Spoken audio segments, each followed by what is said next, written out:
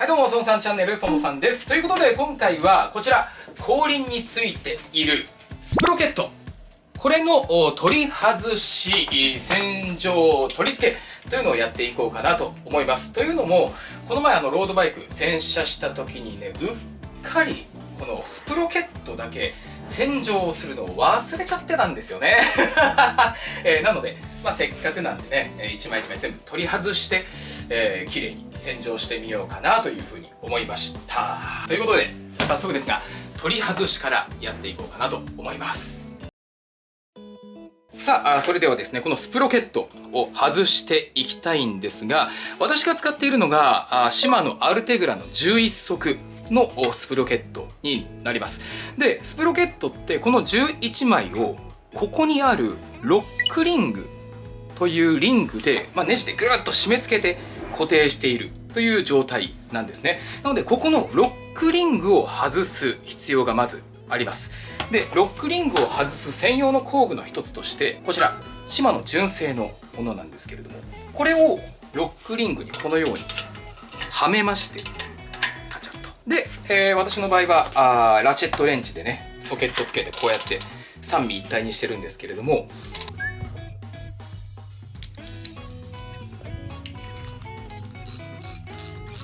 こっちに回して外したいんですよ。ただこの中にあるフリーボディの機構動き上、これ永遠に回り続けちゃうんですね。なのでこのままずっと回していってもロックリング緩まなくて一生取り外しができないんですね。なのでこのフリーボディのこの回転の動きをロック固定する必要があります。その専用工具というのがこういうものですね。工具の先にチェーンがタラッとついているようなものなんですが、私が使っているのはサイクリストというメーカーさんのものになります。このサイクリストさんだと3000円ぐらいで買えるかな。で、このちょっとついているチェーンをスプロケットのどこでもいいので、しっかりと巻きつけて固定できるところにこう巻きつけていくんですね。あ、逆だ。こっちでした。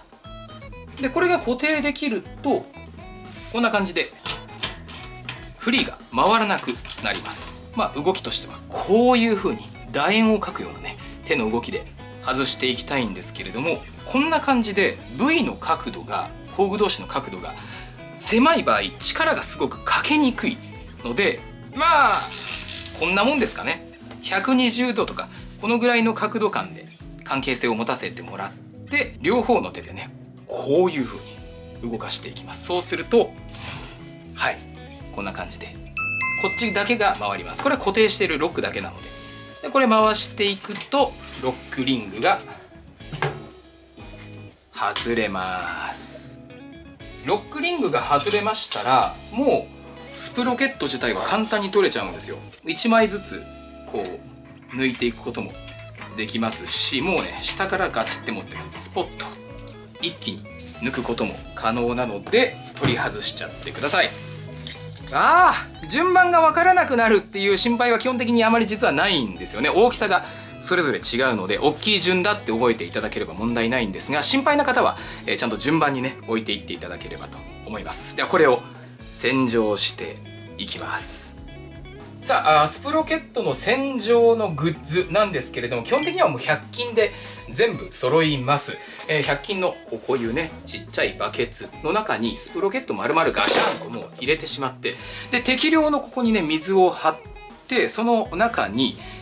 食器用の洗剤ですね、中性洗剤、キュキュッとであったり、ジョイなんかをここに適量バーッとまた入れて、洗剤液を作ります。で、洗剤液がもしできましたら、また100均で買ったスポンジとかブラシとかで、一枚一枚ゴシゴシと洗っていくという感じですね。家の中でやると油汚れがこう飛び散ってしまってね、妻と娘に多大な迷惑をかける可能性がありますので、ベランダでゴシゴシしてきます。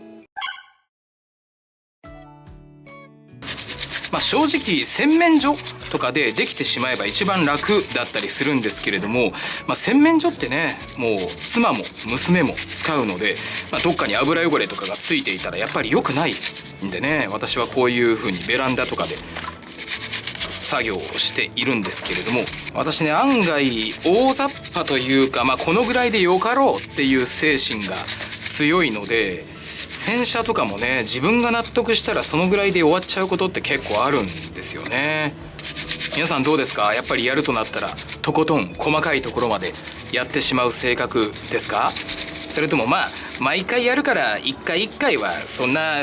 ギチギチにせんでよかろうっていう風に思う感じですか？本当はねこの素手でやらない方がいいんですよ。怪我しちゃう可能性もあるし、手も荒れたりするかもしれないんですけど、私その辺が結構どうでもいいというか疎いところなので、皆さんはねゴム手袋とかを装着した状態で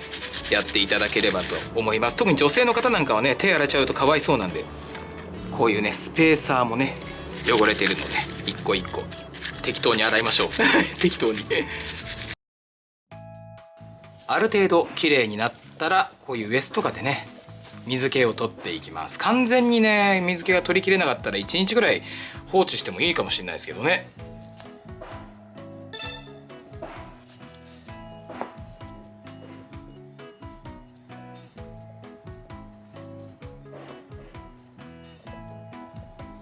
はい、拭き終わりました。はい、ということでちょっと汗かいちゃいましたけどスプロケット一枚一枚ね、洗浄が終わりました。いいんじゃないですか、すべすべでね。わかんないですこれを戻していこうと思います。取り付け方法なんですけれども、このフリーボディにこういう風にね溝が掘られていると思うので、この溝に合わせて入れていくだけになります。スプロケット側にもですねこういう風に溝がねありますので、この溝合わせをしていく、パズル感覚ではめていくだけですね。表裏どっちだろうに関しては、表にはこういう風に数字のですね刻印がされているので、わかるかな？この刻印されているのが表という風に思っていただいて、あとはもうちょこちょこねパズルっぽく入れていくだけですね。溝を合わせて、でこれ溝が合わないと結局入らないので、もう入るのは一方向だけ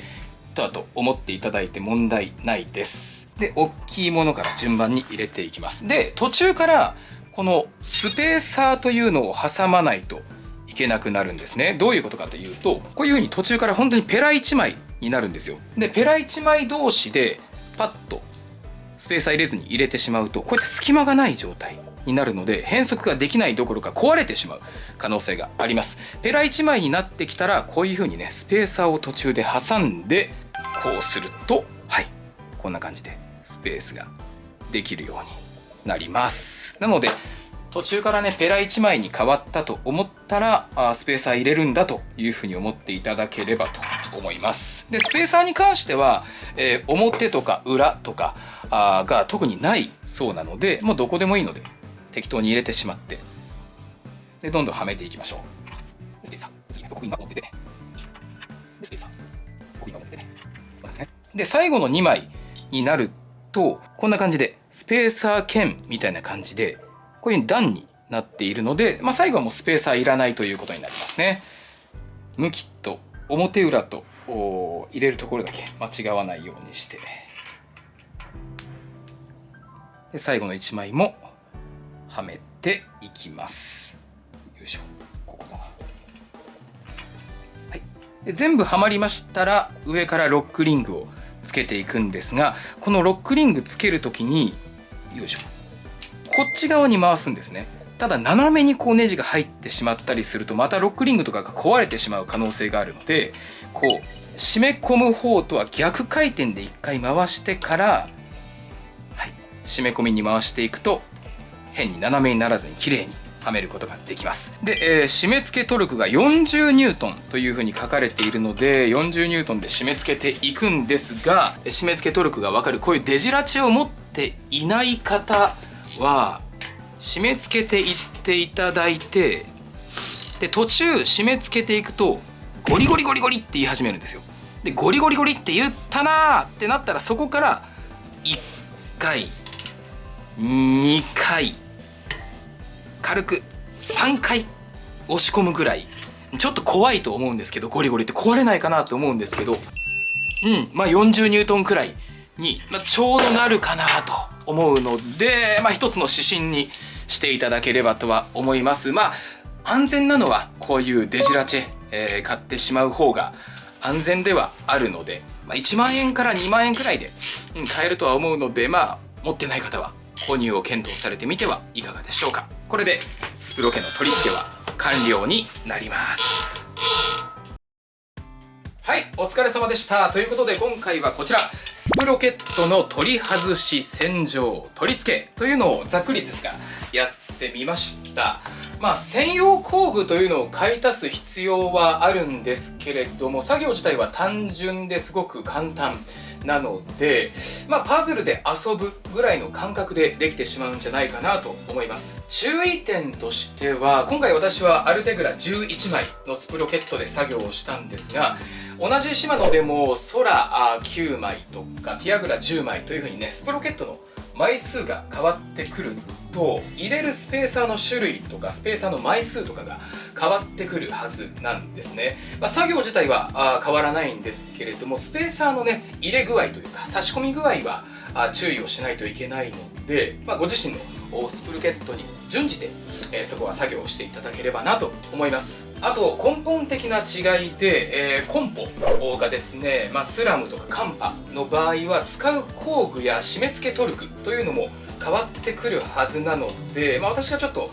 シマノ以外はね使ったことがないので、カンパとスラムに関しては詳しくないんですけれども、そこも自分の使っているコンポに準じた方法というのをちょっと調べてやっていただければ幸いです。スプロケットの着脱っていうのが自分でできるようになると、例えばロードバイクで今後楽しむ上でヒルクライム挑戦したくなってきたという時に 1128T のスプロケットじゃちょっとしんどいから 1130T に変えようかなっていうのが自分でねパッとできてしまうようになるので、スプロケットの着脱っていうのは覚えてしまって損はないかなと思います。今回私が使った道具なんかはですね、 URL Amazon のものを概要欄の方に貼っておくようにいたしますので、購入検討も含めて一度覗いてみていただければと思います。ということで今回はこれくらいかな。以上、それではまたお会いしましょう。バイバイ。